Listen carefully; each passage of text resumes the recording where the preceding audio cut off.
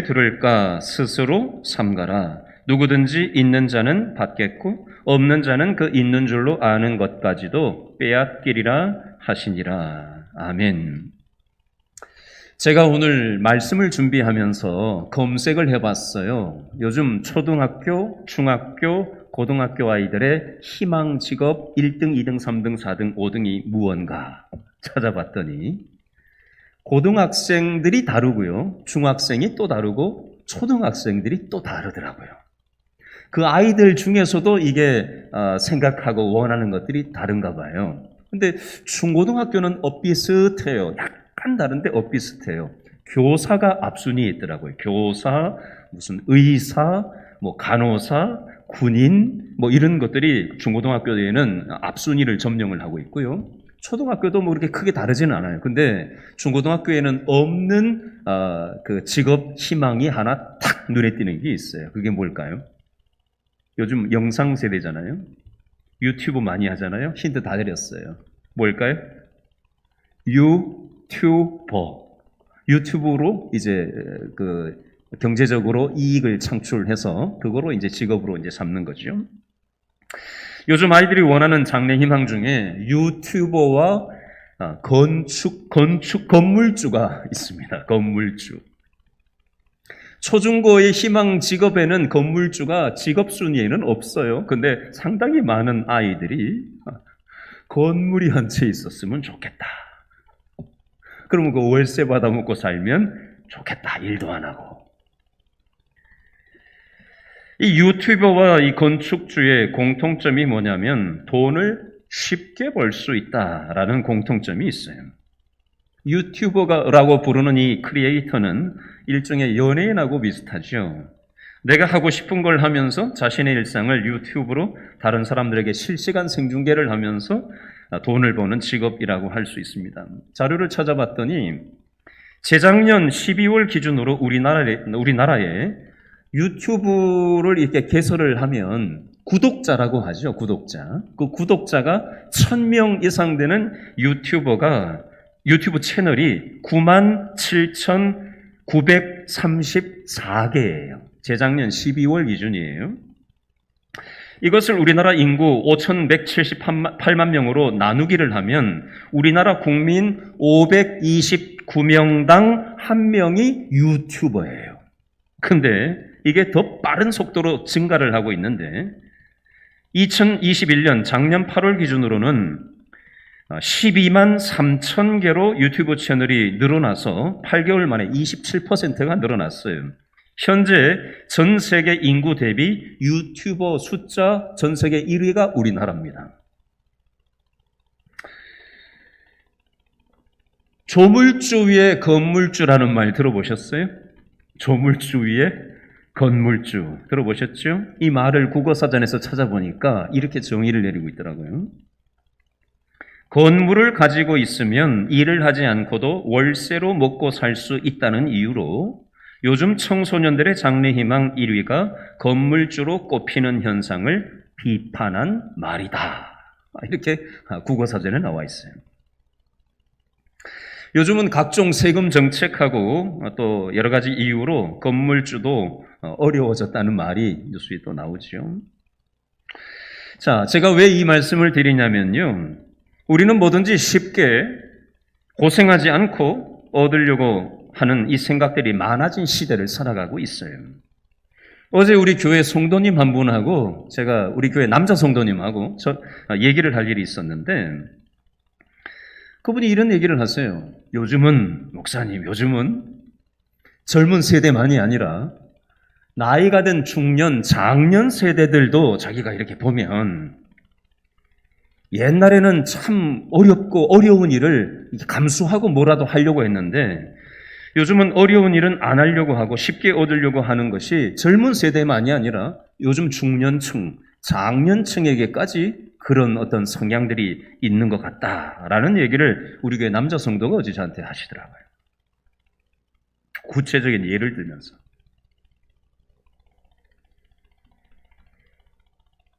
어떤 우리 교회 성도님 한 분은 이런 얘기를 하셔요.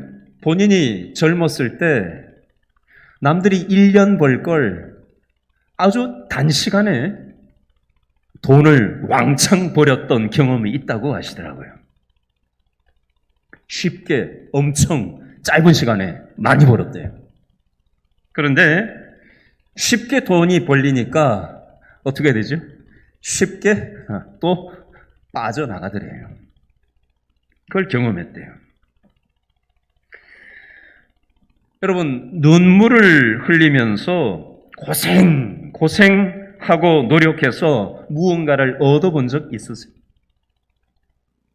저는 국민학교 때 축구부를 했던 적이 있거든요. 초등학교 4학년, 5학년 때 축구부를 했던 적이 있는데 오늘 같은 날씨에 2시간을 축구를 한다고 생각해 보세요. 대충 하는 게 아니에요. 동네 애들 동네에서 차는 게 아니라 축구 보니까 얼마나 이렇게 빡빡하게 훈련을 시키겠어요.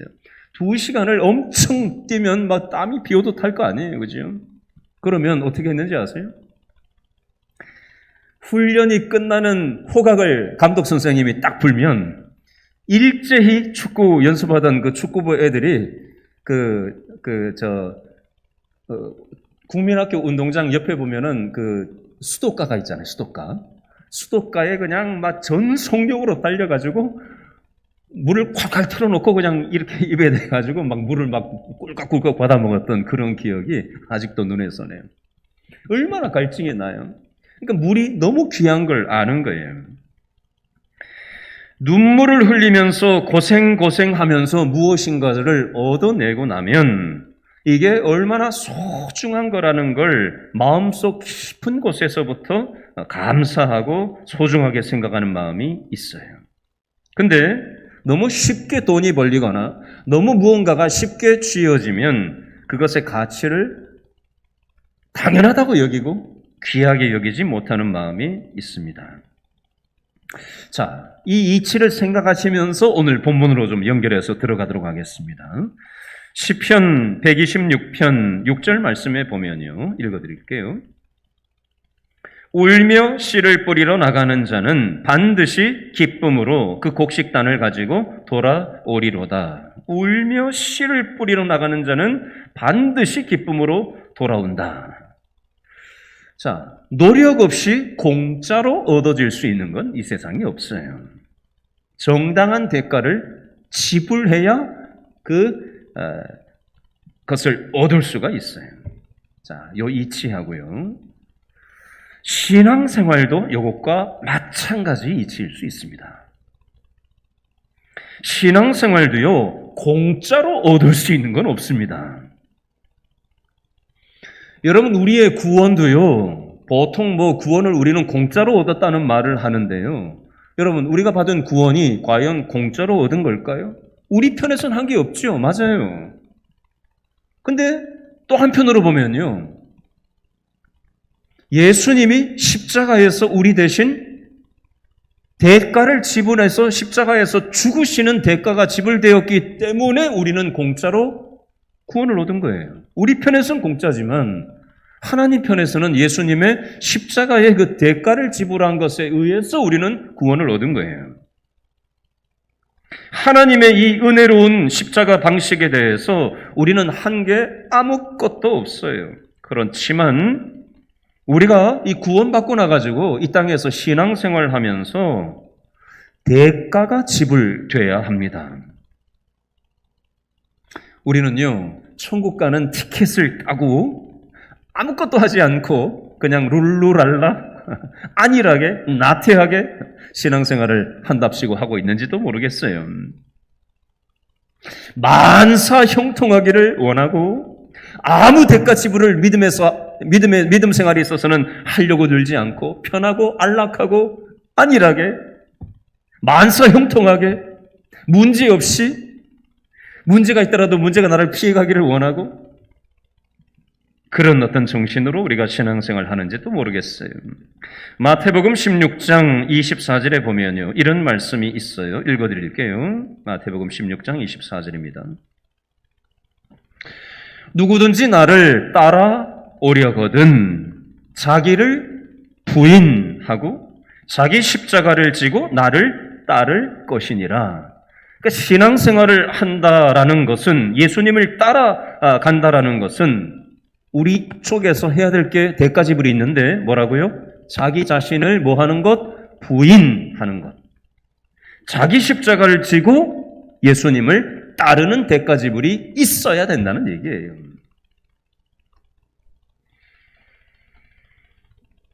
조금 전에 금요 영성 집회를 준비하고 있는데 우리 교회 성도님 한 분 연락이 오셨어요. 통화 중에 저한테 이런 얘기를 하시더라고요. 목사님, 요즘 코로나 핑계를 대고 또 건강 핑계를 대면서 물론 주일 예배는 당연히 나오지만 나머지 예배에 대해서 집에서 그냥 뭐 기도하고 그렇게 하면 된다고 생각하고 있었는데 목사님하고 오늘 문득 전화하면서 얘기를 하다 보니까 그게 아니라는 것이 새삼 깨달아집니다. 회개하는 마음이 생깁니다. 물어보지도 않는데 제가 뭐라고 얘기한 적도 없는데 혼자 깨닫고 혼자 그렇게 얘기를 하시더라고요. 자, 오늘 이 금요 영성 집회 여러분들 피곤한 몸을 이끌고 그럼에도 불구하고 잘 오셨어요. 잘 오셨어요. 잘 오셨고요. 제가 여러분들에게 질문을 하나 하겠습니다. 질문을 할게요. 자, 잘 들으세요. 정신 바짝 차리시고. 여러분들은 여러분들의 신앙이 대답을 하셔야 돼요. 새로워지기를 원하세요? 대답을 하라고 하는데도 대답을 안 하네. 새로워지기를 원치 않으시는 건 아니죠? 자, 그러면 정신 바짝 차리고 다시 한번 대답해 보세요. 자, 여러분들은 여러분의 신앙생활이 날마다 새로워지기를 원하십니까? 아멘? 그렇죠? 저도 그래요. 아까 찬송을 부르면서 복음성가를 부르면서 나의 영혼이 새로워졌으면 좋겠습니다. 우리 교회가 새로워졌으면 좋겠습니다. 그런 기도가 나오더라고요. 우리는 누구라도 이 무더위에 이 코로나의 정점에서 그럼에도 불구하고 오늘 우리가 이 자리에 나온 건 우리 믿음이 좀 변화되고 새로워지기를 원하는 마음이 그건 물어보나 마나잖아요. 있기 때문에 이 자리에 있는 거잖아요. 근데 그렇다면 우리들이 신앙생활이 새로워지기 위해서 우리가 하나 해야 될 게 있어요. 그게 뭐냐면요. 새로운 믿음의 준비가 필요합니다. 어떤 준비가 필요하냐? 자, 마태복음 22장에 보면 혼인잔치 비유가 나와요. 혼인잔치. 10명의 신부 이야기 여러분 아시죠? 10명의 신부 혼인잔치 준비하는. 자, 결혼잔치에 들어가려면은 기름이 준비돼야 되는데 5명의 신부는 기름을 준비했어요. 그래서 신랑이 왔을 때 혼인잔치에 들어갈 수 있었어요. 근데 똑같이 있던 10명이었지만 그 중에 5명은 기름이 준비되지를 않았어요. 그래서 혼인잔치에 참여할 수 없었습니다. 자, 또 다른 예를 들어볼까요? 다윗이 골리앗을 쓰러뜨릴 수 있었던 비결이 있는데요. 다윗은 평상시에 물맷돌로 양을 지키기 위해서 물맷돌을 항상 옆에 준비하고 대기하고 있었어요. 그래서 양을 공격하는 맹수들, 양을 붙잡아 먹으려고 오는 그 맹수들을 돌로 항상 준비된 돌로 던져가지고 맞춰서 죽이기도 하고 도망가게 만드는 그런 일들을 평상시에 물맷돌을 준비하고 있었어요. 그 준비가 골리앗 앞에서도 물맷돌을 준비해서 골리앗을 쓰러뜨릴 수 있는 기반이 됐습니다. 자, 많은 사람들이 내 인생이 새롭게 되기를 원해요. 내 인생이 좀 바뀌었으면 좋겠다, 변화됐으면 좋겠다, 이걸 꿈을 꿔요. 그러나 내 인생이 변화되기를 꿈만 꿀 뿐 내 인생이 변화되지 않는 이유가 무엇일까요? 자, 믿음이 준비가 되지 않아서 그렇습니다. 자, 오늘 본문 말씀에서는요, 기적과 이적을 기대하면서 예수님에게 찾아온 많은 사람들에게 예수님이 비유로 말씀을 하고 계세요. 자, 이 그림을 가지고 오늘 본문으로 좀 들어가 보겠습니다. 누가복음 8장 4절을 다시 한번 읽어볼까요? 누가복음 8장 4절 다 같이 시작. 각 동네 사람들이 예수께로 나와 큰 무리를 이루니 예수께서 무엇으로? 비유로 말씀하시되. 비유의 내용이 5절부터 8절 말씀이고요. 5절은 길가, 6절은 바위 위, 7절은 가시떨기, 8절은 좋은 땅에 뿌려진 씨앗 비유를 얘기하는 거고요. 그것에 대한 해석 내용이 11절부터 15절 말씀까지 써 있습니다. 자, 9절 말씀을 다시 한번 읽어볼까요? 8장 9절 시작. 제자들이 이 비유의 뜻을 물으니 11절 시작. 이 비유는 이러하니라. 씨는 뭐라고요? 하나님의 말씀이요. 씨는 하나님의 말씀이라고 돼 있어요.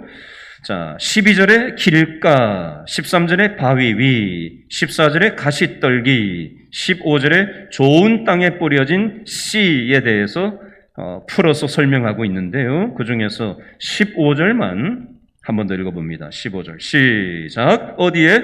좋은 땅에 있다는 것은 착하고 좋은 마음으로 말씀을 어떻게 하고? 듣고 지키어 인내로 결실하는 자니라. 아멘.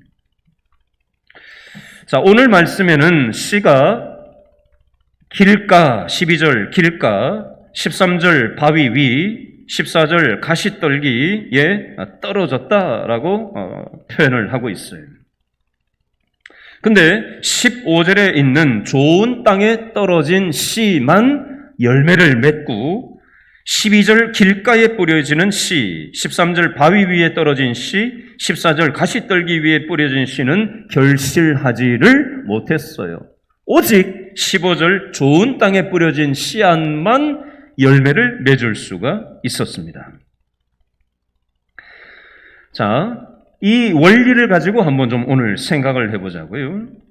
자, 신앙생활도 이와 마찬가지입니다. 똑같이 많은 사람들이 교회를 다녀요. 많은 사람들이 오늘날 교회 다니지 않아요? 우리 길신교회도 많은 사람들이 교회를 똑같이 다닙니다. 근데 똑같은 우리 길신교회를 다녀도요, 어떤 사람은요, 하나님의 축복을 체험하는 사람들이 있습니다. 기도를 응답하면서 살아가는 사람들이 있어요. 옛날에 받았던 은혜 울고 먹고 오늘을 사는 게 아니고 현재 진행형으로 오늘 내 직장 생활에서, 오늘 내 가정 생활 속에서 하나님께서 나와 함께 하시는 것을 깨닫고 경험하고 느끼고 누리면서 살아가는 사람들이 있어요. 근데요, 어떤 사람들은요, 교회만 다닙니다. 교회는 다녀요. 근데 가정생활에서는 교회 다니는 사람이 맞나? 직장에서도 저 사람이 교회 다녀? 그 사람이 교회 다니는 걸 아무도 몰라요. 우리의 이웃 사람이 저 사람이 교회 다닌단 말이야? 그건 아주 순수하게 교회만 다닐 뿐입니다. 또 어떤 사람은요, 교회에서 시험 들어서 실족해서 교회를 떠나는 사람들도 있습니다. 생각해 보세요. 똑같이 교회 다녀요. 근데 어떤 사람은 신앙의 체험을 하고 감사하며 기뻐하며 하나님의 축복을 경험하며 누리며 신앙생활하는 사람이 있는 반면 얼굴이 활짝 폈어요. 근데 어떤 사람은요, 우거지상을 쓰고 앉아 있어요. 무슨 차이일까요? 하나님이 문제가 있는 걸까요? 아니면 우리가 문제가 있는 걸까요? 무슨 차이일까요? 자, 오늘 본문 누가복음 8장 15절 말씀에 보면요, 많은 열매를 맺는 이 좋은 땅은 어떻다라고 표현을 하고 있죠? 결실하는 자다. 좋은 땅에 있다는 것은 결실하는 자다라고 되어 있는데 15절 그 중간 토막에 보면 뭐라고 묘사가 되어 있죠? 이게 열쇠예요. 좋은 땅에 있다는 것은 자, 읽어볼까요? 시작. 착하고 좋은 마음으로 말씀을 어떻게 해요? 듣고 지키어 인내로 결실이 나오는 거예요. 하나님의 씨앗, 말씀이 좋은 땅에 있다라는 것은 다른 말로 하면 착하고 좋은 마음으로 말씀을, 하나님의 말씀을 나에게 주시는 말씀으로 받아들이고 듣고 들을 뿐만이 아니라 이 말씀을 나의 가정생활과 직장생활과 일상의 삶 속에서 지킨다, 순종한다는 거죠. 말씀대로 순종한다는 거죠. 믿음으로 순종한다는 거예요. 그리고 이게 열매라는 게 대번 그 다음날 순간 심자마자 생겨지는 게 아니거든요. 때로 어떤 것은요 1초 만에 열매가 맺힐 수도 있지만 어떤 건요 일주일이 걸릴 수도 있고 어떤 것은요 1년이 걸릴 수도 있고 어떤 것은 죽기까지 해결이 안 될 수도 있어요. 그러려면 뭐가 있어야 돼요? 믿음의 인내가 있어야 돼요.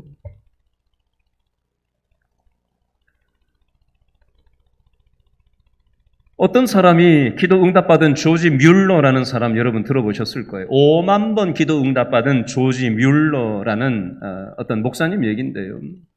기도에 대한 아주 고전적인 책인데 거기 보면 이 목사님은 엄청난 기도를 응답받은 분이었는데 기도 응답받지 못한 게 있었대요. 그게 뭐냐면 믿지 않는 친구의 영혼을 구원하기 위해서 그렇게 기도했는데 그 친구가 교회를 자기가 죽을 때까지 안 믿었다는 거예요. 근데 나중에 이 목사님이 돌아가시는 그 장례식 때에 이 친구가 장례식 때 왔다가 자기 친구 조지 뮬러 목사가 수많은 사람들이 장례식에 와가지고 그렇게 울고 그 친구 목사의 삶에 대해서 얘기하고 한 걸 보면서 깨달은 바가 있었던 거예요. 그래서 그 길로 신앙생활을 하게 됐다는 거예요.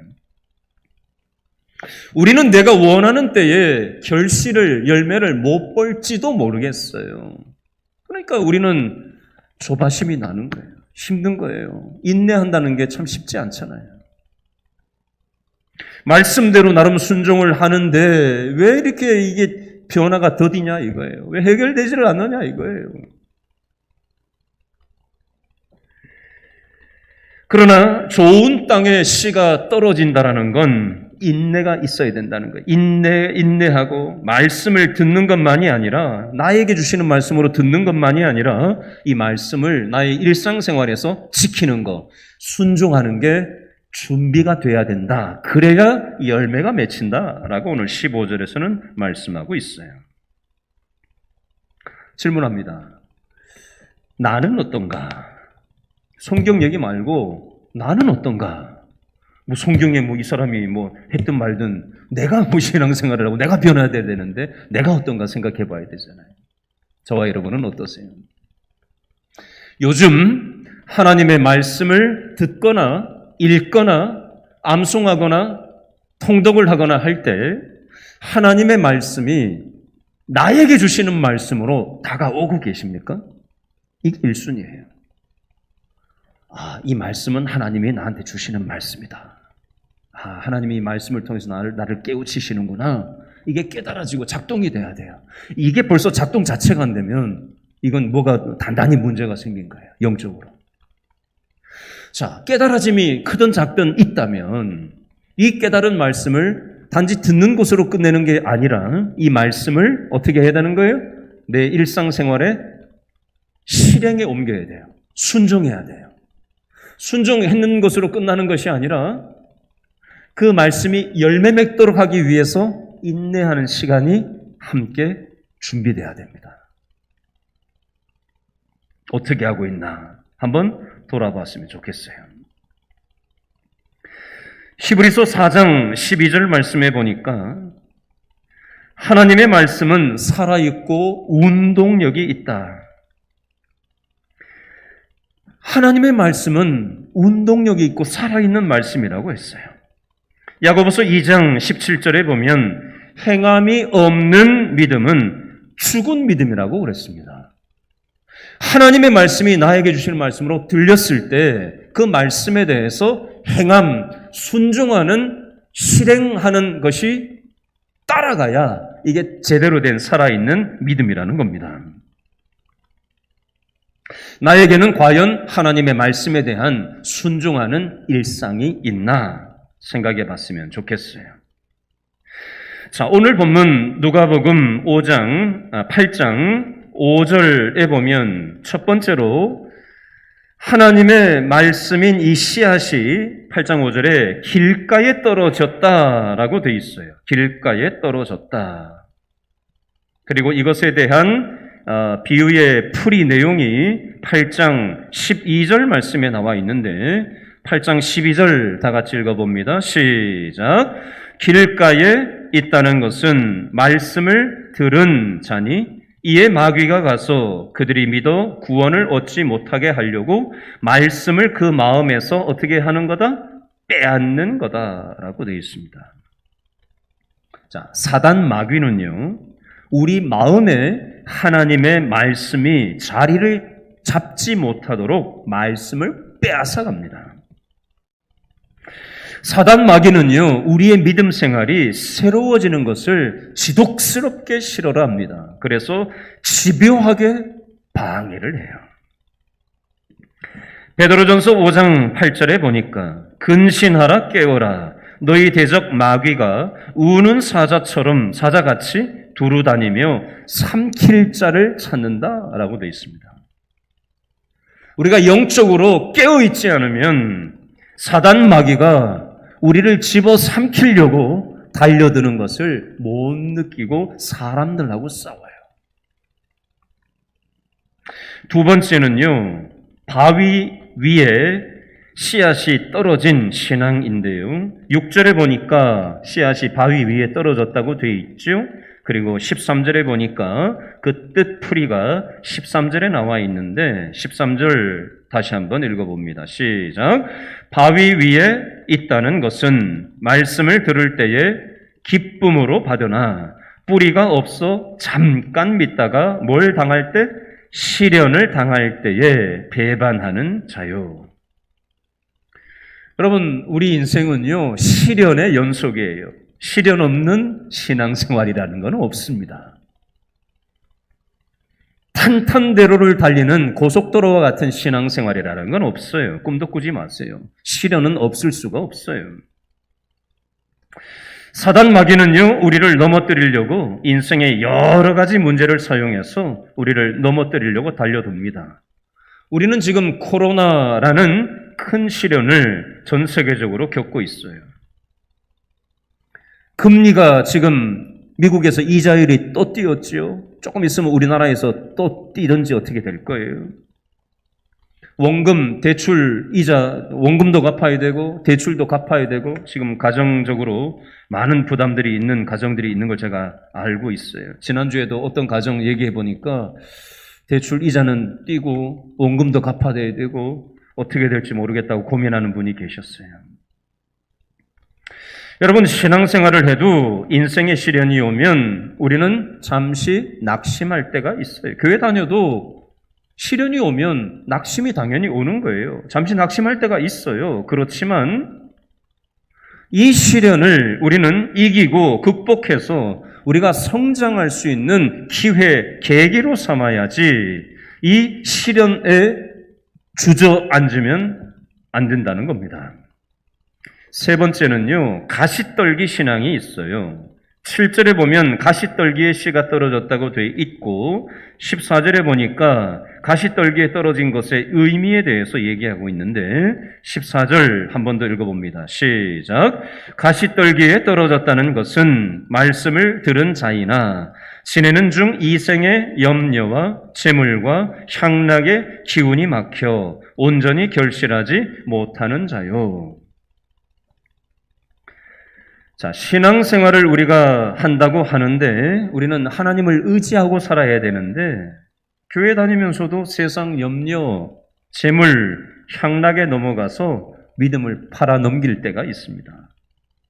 염려는요, 불신앙입니다. 하나님을 믿지 못하기 때문에 염려에 우리는 빠져서 지냅니다. 염려가 생길 때 오늘 여러분 가지고 온 염려 있으세요? 그러면 그 염려를 하나님 앞에 기도로 바꾸는 오늘 저녁이 될 수 있었으면 좋겠어요.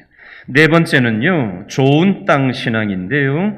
8절 말씀에 좋은 땅에 씨가 뿌려졌다고 돼 있고 15절에 보니까 좋은 땅에 뿌려진 것에 대한 의미가 나와 있고 아까 설명을 이미 드렸죠. 좋은 땅은 착하고 좋은 마음을 가지고 믿음으로 산다는 것을 얘기하고요. 성경에서는 우리 마음을 지키라고 말씀합니다. 우리가 마음을 지키기 위해서는 내가 이를 꽉 깨문다고 해가지고 마음이 지켜지는 게 아니고 하나님의 말씀을 붙잡아야 돼요.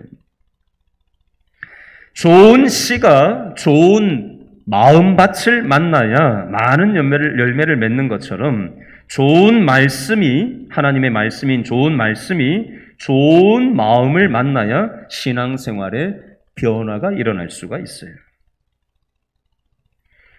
자, 누가복음 8장 18절 말씀에 보면요. 밑줄 그어 보세요. 8장 18절에 보니까 첫째 줄 끝에 그러므로 너희가 어떻게 들을까 스스로 삼가라 라는 표현이 있어요. 어떻게 들을까 스스로 삼가라. 밑줄 그어 보실래요? 18절 어떻게 들을까 스스로 삼가라. 저희 어머니가 병원에서 아산병원에서 수술을 하실 때 제가 의사를 만나러 따라 들어가서 그 암 치료를 어떻게 해야 되는지를 의사 옆에 서서 주의해서 들었던 적이 있습니다. 저희 아버지가 삼성의료원에서 치료를 받으려고 들어갔을 때 그 중병 앞에서 치료를 받으려고 수술실에 들어가기 전에 의사를 만난 그 자리에서 그 대충 듣고 서 있을 수 있겠어요? 여러분 같으면. 그죠? 내 부모가, 내 배우자가, 내 자녀가 큰 수술을 지금 하려고 하는데 의사를 만나려고 이제 검사 다 이것저것 다 하고 의사를 만나려고 딱 들어갔어요. 그러면 어떻게 하겠어요? 의사가 하는 말을 저는 녹음을 다 해놨어요. 왜냐하면 혹시 놓칠까봐 한 번 더 들어보려고. 수술하고 어떻게 해야 되는지, 수술할 때 어떤 조심해야 될 게 있는지 자세히 그 말을 빼놓지 말고 듣는 게 필요하잖아요. 누가복음 8장 18절 말씀이 어떻게 들을까 스스로 삼가라 이 표현은 무슨 의미냐면요. 중병 앞에서 의사의 말을 빠짐없이 자세히 조심해서 주의해서 듣는 것과 같은 이치로 신앙도 마찬가지예요. 하나님이 내 인생이 새롭게 되도록 하기 위해서 하나님께서는 저와 여러분에게 말씀을 주셔요. 그 말씀을 우리는 자세히 주의하여서 나에게 주시는 말씀으로 믿음으로 받아들이려고 간절히 사모하는 이 마음밭이 준비되는 게 굉장히 중요한 부분입니다. 그리고 하나님의 그 말씀의 처방대로 우리는 살아가야 돼요. 데살로니가전서 2장 13절 말씀 읽어드릴게요. 하나님의 말씀을 받을 때에 사람의 말로 받지 아니하고 하나님의 말씀으로 받음이니 진실로 그러하도다. 이 말씀이 또한 너희 믿는 자 가운데서 역사하느니라. 여러분 잘 들으세요. 하나님의 말씀을 받을 때 의사가 하는 말도 우리는 하물며 주의해서 듣는데 이 세상을 만드시고 우리 영혼의 의사가 되시는 하나님의 말씀을 대할 때 우리가 사람 말을 듣듯이 대충 듣고 졸고 앉아있고 엉뚱한 생각이나 하고 있고 그 태도로 우리의 마음밭이 준비 안 되면 곤란하다는 거예요. 하나님이 내 인생의 변화를 위해서 어떤 말씀을 나에게 주실까? 주의하여서 듣는 자세가 중요하다. 그리고 받은 그 말씀이 우리 믿는 그 말씀을 믿는 사람들 마음속에 역사한다라고 되어 있어요. 자, 지난주에 새가족 신방을 갔는데요. 교회도 안 다녀보신 분들이에요. 우리 교회 새가족 신방을 갔는데 교회를 다녀보질 않으신 분들이에요.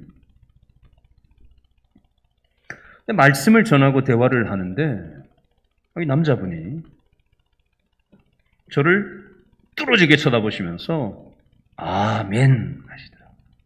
기도를 마치고 나니까. 그래서 제가 되물었어요. 아멘이 무슨 뜻인지는 알고 아멘이라고 하시나요? 제가 눈을 똑바로 쳐다보면서 기도 끝나고 아멘 하길래 그랬더니 자기 나름대로 대답하더라고요. 그래서 제가 한마디 더 했습니다. 아멘은 이 말씀을, 이 기도를 내가 믿습니다, 이 뜻입니다. 우리 성도님이 하나님의 말씀을 믿음으로 받아들이고 말씀대로 살려고 진실한 마음, 정직한 마음으로 하나님을 의지하면 하나님께서 그대로 되게 하실 겁니다. 믿음 생활 한번 잘해 보십시다. 그랬더니 여러분 눈을 보면요, 이 사람이 말을 듣는지 대충 껍데기로 앉아 있는지 감이 와요. 제가 사람을 한두 사람 겪어봤겠어요. 눈이 불타더라고요. 내 삶이 변화되고 싶다라는 의지가 보이더라고요. 교회를 오래 다녔냐 이게 중요한 게 아니에요. 저와 여러분이 마치 처음 교회 나온 것처럼 진실한 마음밭을 가지고 하나님 내 삶이 변화됐으면 좋겠습니다. 그리고 하나님이 주시는 이 말씀대로 진실하고 정직하게 믿음으로 내가 지키고 순종해 보겠습니다. 그리고 이 말씀이, 순종한 이 말씀이 열매 맺기까지 오래 걸리더라도 인내하면서 기다리겠습니다. 그 마음으로 아멘, 이 자세가 우리에게 있어야 된다는 거예요.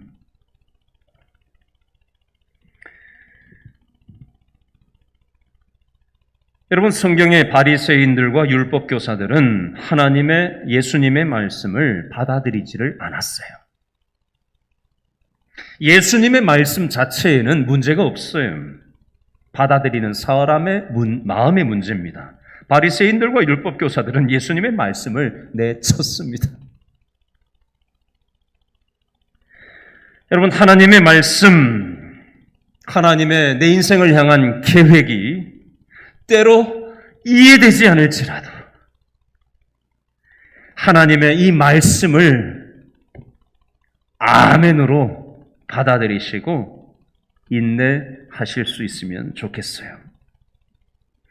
때로는 너무 견딜 수 없고 더 이상 버틸 힘이 없다고 생각이 들지라도 말씀을 붙잡으시고 끝까지 포기하지 마시고 인내하실 수 있기를 바랍니다. 저를 한번 마지막으로 따라해 주시기 바랍니다. 잘 되고 있습니다.